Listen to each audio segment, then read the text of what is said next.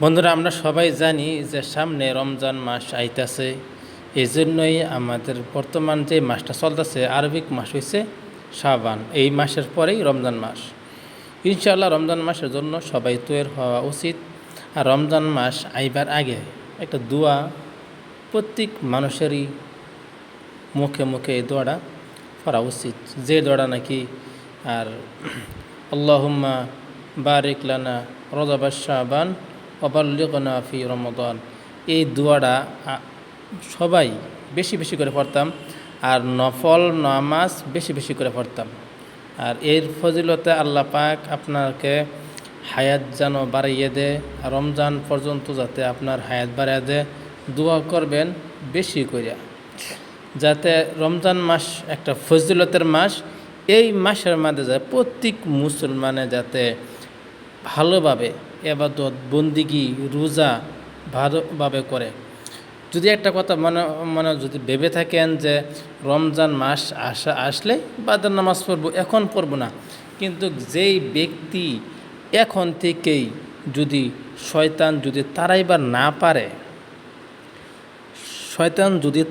না পারে, রমজান মাস তার রোজাও রাখতে পারবো না, তারাবি পড়তে পারবো না, নামাজও পড়তে পারবো না, খালি ভাবতে তার সময় যাব।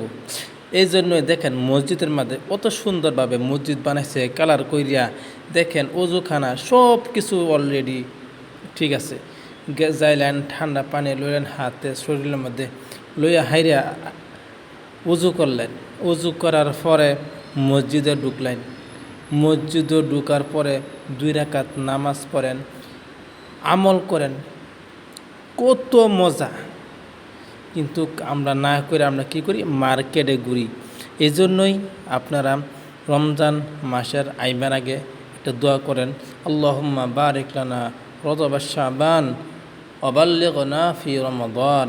এই দোয়াটা প্রত্যেক মানুষে যদি আপনারা পড়েন, তাহলে আপনাদের তকদিরের মধ্যে নসিব হইবে, রমজান মাসের মধ্যে আমল করবার নসিব হইবে। এই জন্যই আপনাদেরকে বলছি, আমল করেন। রমজান মাসের আইবার আগে নিজেকে তৈরি বানান, যাতে করে আপনার এই রমজান মাস যাতে করে আপনার টাকা ইনকামের মাস না হয়, বরকতের মাস। মসজিদে যান, নামাজ পড়েন, 2 রাকাত নামাজ পড়েন, ডাবল সব। কোরআন পড়েন, ডাবল সব। এতেকাফ করেন, ডাবল সব।